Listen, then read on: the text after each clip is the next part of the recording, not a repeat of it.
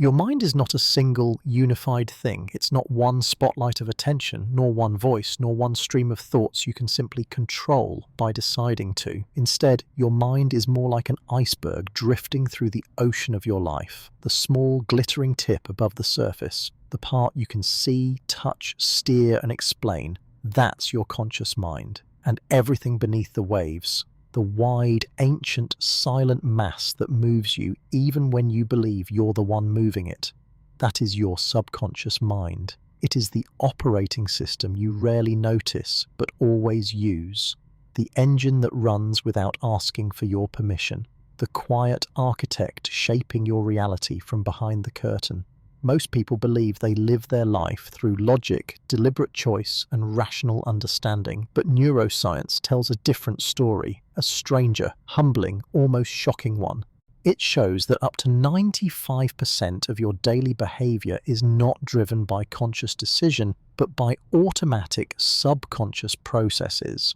It suggests that you don't think your way through the world. You react your way through it and then create explanations afterward. You decide in milliseconds and then justify in minutes. You act first and rationalize second. Not because you're flawed, but because your mind is designed this way. Built for speed, efficiency, and survival long before it was built for reflection.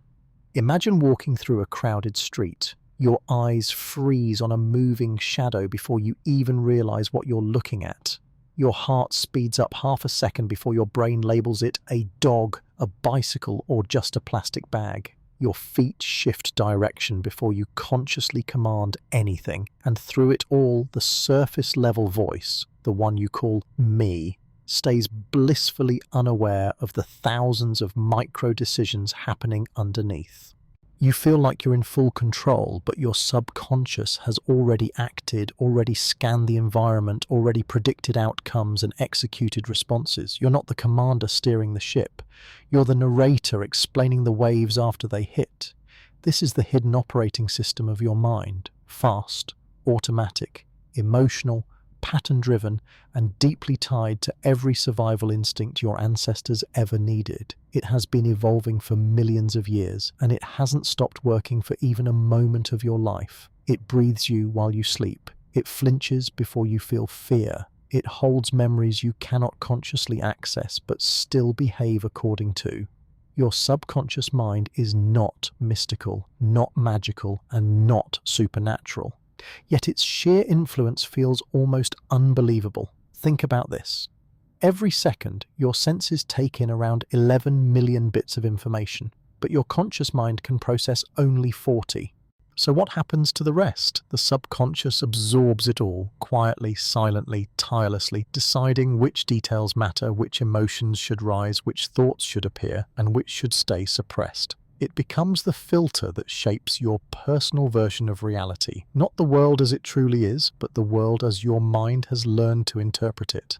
That interpretation begins before you even realize you're having a moment, before a word forms in your head, before you can say, I feel something, something's off, something's familiar. The subconscious mind is constantly predicting, scanning, preparing, adjusting. It is the ultimate autopilot. Not robotic or mechanical, but intuitive, emotional, and deeply personalized through your life experiences. When something happens, a sound, a touch, a memory triggered by a smell, your subconscious reacts first. It's like a vigilant guard standing at the gates of your awareness. It chooses which information to pass through and which to keep hidden. It decides what deserves attention and what doesn't. It decides what will make you calm, alert, defensive, or inspired. And so, by the time your conscious mind arrives at the scene, the subconscious has already built the emotional stage on which your thoughts will perform. You might think you choose your reactions. You might think you consciously decide to feel confident or afraid or shy or brave. But most of the time, the feeling chooses you.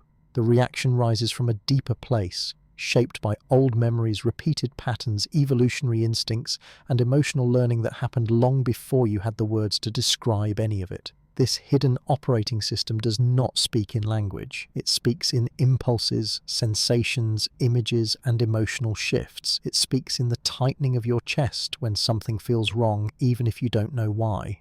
It speaks in the sudden spark of curiosity when something feels right. It speaks in the slight urge to avoid a situation, the faint pull toward a person, the instant dislike of a tone, the immediate comfort of a familiar smell. It speaks in the subtle whispers your conscious mind often ignores and in the loud emotional reactions your conscious mind struggles to explain. This is why so many of your choices feel automatic. Why certain behaviors repeat. Why you sometimes say, "I don't know what came over me." The truth is, what came over you was something deeper, a learned pattern, a stored memory, a silent prediction from years of experience. Your subconscious is constantly predicting what will happen next based on everything you've lived through before. It strings together patterns from your past and lays them over your present. And that's how it shapes your behavior, moment by moment, without asking for your permission. But here's the fascinating part. The subconscious doesn't care about what makes sense. It cares about what keeps you safe. And safe, in the language of the subconscious, doesn't mean happy or successful or confident. It means familiar. It means predictable. It means something I've survived before. So even when your conscious mind wants change, growth, new habits, new decisions, the subconscious often resists. Not because it wants you to stay stuck, but because it thinks it's protecting you. This is why people can crave transformation yet cling to the same patterns. Why fear can feel irrational. Why habits can feel like chains. Why emotional triggers can appear out of nowhere. The subconscious is always trying to keep you in known territory. And known territory isn't the present, it's the past. But if this hidden system is running everything, does that mean you're powerless? Not at all. In fact, becoming aware of the subconscious is the very beginning of gaining real inner power. The conscious mind is small, yes, but it is also the only part of you that can observe the subconscious. And observation is the first step toward change. You don't have to fight the subconscious. You don't have to control it. You simply have to understand it, the way a sailor understands the tide, or a pilot understands the wind. You don't try to overpower it. You learn to work with it. You learn to listen to its signals, to notice its patterns, to watch how it shapes your reactions. Over time, this awareness creates something extraordinary: choice. The ability to pause between impulse and action, the ability to respond instead of react, the ability to rewrite patterns instead of reliving them. Because the subconscious is powerful, yes, but it is not fixed. It is shaped by experience, by repetition, by emotion, and by attention. What you consistently expose it to becomes its new language. What you repeatedly practice becomes its new program. What you emotionally connect with becomes its new truth. And so while you cannot force it to change instantly, you can teach it to evolve, slowly, gently, steadily. But all of that begins with this first realization that the subconscious mind is always working, always influencing, always guiding the invisible architecture of your inner world. When you understand this, you begin to see your life differently, not as a series of mistakes or confusions or random struggles, but as a story written by layers of your mind you are only just beginning to explore. Your subconscious is not the enemy. It's not a mysterious force trying to sabotage you. It's an ancient friend, built from a time when survival mattered more than clarity. It protected you before you could speak. It learned from your environment before you could understand it. And even now, it tries to keep you safe in ways that sometimes help you and sometimes hold you back. This first part of the journey is simply learning to see it, to feel its presence beneath your thoughts, to recognize its fingerprints on your emotions, your habits, your reactions, to understand that you are not driven by a single mind, but by a layered, complex, beautifully adaptive system working tirelessly beneath the surface. And when you see this clearly, when you truly feel the magnitude of this hidden operating system, you realize something profound, that your mind is not small, not limited, not fragile. It is vast, it is ancient, it is powerful. And most of that power lives beneath the surface, waiting for you to understand it. This is the door into the subconscious, and crossing it changes everything. Before you ever formed a clear memory, before you learned your first word, before you understood what a self even was, something extraordinary was already happening inside you. Your subconscious mind, this silent architect, was studying your world with the intensity of a scientist and the sensitivity of an artist. It was absorbing patterns, storing impressions, discovering what brings comfort and what brings fear, what signals safety and what signals danger. And all of this learning happened long before the conscious mind ever woke up enough to ask questions.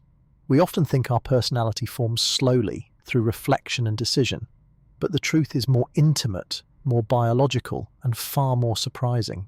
Your subconscious mind formed its foundational blueprint in the earliest years of your life, when your brain was soft like clay and hungry for information. In those years, every look from a caregiver, every sound in the room, every emotional tone, every reaction, they all became data. Not logical data, not verbal data, but emotional data. And emotional data is the language the subconscious understands best. Imagine an infant lying in a crib.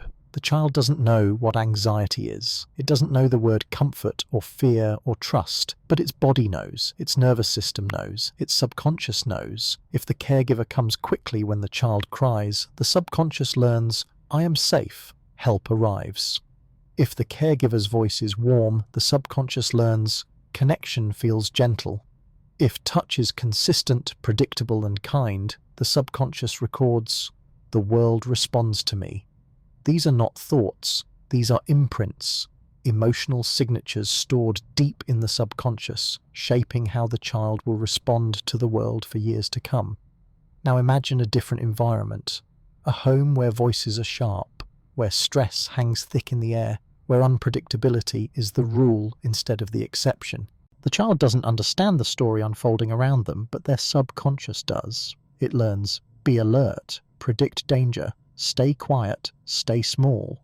It learns that the world can shift suddenly, that comfort is inconsistent, that attention may come unpredictably, sometimes with warmth, sometimes with tension. And these early emotional patterns become the subconscious blueprint the child carries into adulthood, often without ever realizing it. This is what neuroscientists call early emotional conditioning, the process through which your subconscious forms the templates that guide your reactions, expectations, and behaviors. It isn't about memory, it's about wiring, about the way the brain shapes itself in response to emotional experience. And because the subconscious cares more about survival than logic, it prioritizes learning what helps you stay protected, even if the lessons become outdated as you grow up.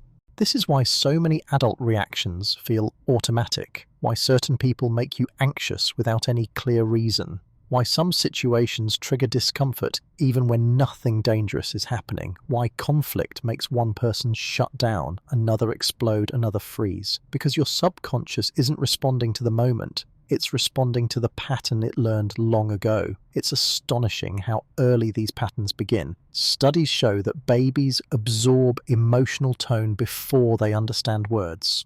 Their subconscious learns rhythm before meaning, faces before explanations, patterns before concepts. This is because the subconscious mind is fundamentally sensory, not linguistic. It records how something feels, not what something means. So when you grow up, your subconscious can react to a tone of voice, a facial expression, or a certain situation much faster than your conscious mind can understand why. The reaction comes from the blueprint. The explanation comes later. This is also why some people feel uneasy in calm environments. Their subconscious is trained for tension. Why others feel suspicious of affection. They learned early that affection can disappear. Why some individuals chase chaos. Their subconscious is familiar with unpredictability, so chaos feels like home. The conscious mind may wish for peace, stability, or comfort, but the subconscious follows the emotional patterns it learned from the earliest environments it knew. Your early experiences become the default operating system, and once those imprints settle in, the subconscious uses them as the reference point for everything, not just emotional reactions, but identity itself. It forms beliefs like, I am worthy, or I must earn love, I am safe, or I must stay guarded, I can trust people, or people are unpredictable, I can explore, or I should avoid risk. These beliefs don't arrive as words. They arrive as habits, behaviors, expectations, the invisible attitudes shaping how you walk through life. But here's the paradox. The subconscious does not care whether these learned patterns are accurate. It only cares that they were successful enough to get you through your earliest years. It doesn't care if a pattern makes you stressed at 25. It cares if that pattern kept you safe at 5. So even if your environment changes completely, your subconscious may still act as if it hasn't. The body remembers. The nervous system remembers. The emotional blueprint remains. This is why people repeat relationship patterns they say they don't want, why they sabotage opportunities they consciously desire, why they feel drawn to familiar emotional climates, even painful ones. The subconscious says, "This is what I know. This is what I survived. Familiarity equals safety." So it nudges you toward the emotional weather you were raised in, even if your conscious mind is begging for something different. But don't misunderstand. This isn't fate. It's not destiny. It's not a life sentence. The subconscious isn't rigid. It's adaptable. But it adapts slowly through repetition, consistency, and emotional rewiring. To understand how to reshape it, you must first understand how it learned in the first place. The subconscious learns through patterns plus emotion, not one or the other, both. A single emotional moment can leave a sharp imprint, but a repeated emotional pattern becomes a rule, a law, a coded script the subconscious refers to automatically. For example, if you repeatedly experienced unpredictability, the subconscious builds a rule. Stay alert. Expect sudden change. If you repeatedly experienced warmth and support, it builds a rule. Connection is safe. Vulnerability is allowed. If you repeatedly experienced criticism, it builds a rule. Be perfect. Avoid mistakes. These rules don't feel like rules. They feel like instincts. They feel like your natural personality, but they are learned, and anything learned can be unlearned. This is where the science becomes empowering. Because once you understand how the subconscious absorbed the blueprint, you begin to see how you can rewrite it.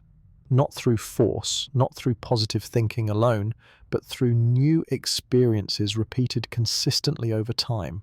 Experiences that give the subconscious new emotional data to work with. But before we talk about change, let's go deeper into the strange way the subconscious treats time. To the subconscious, the past is not truly past. Emotional memories do not age, they do not grow old.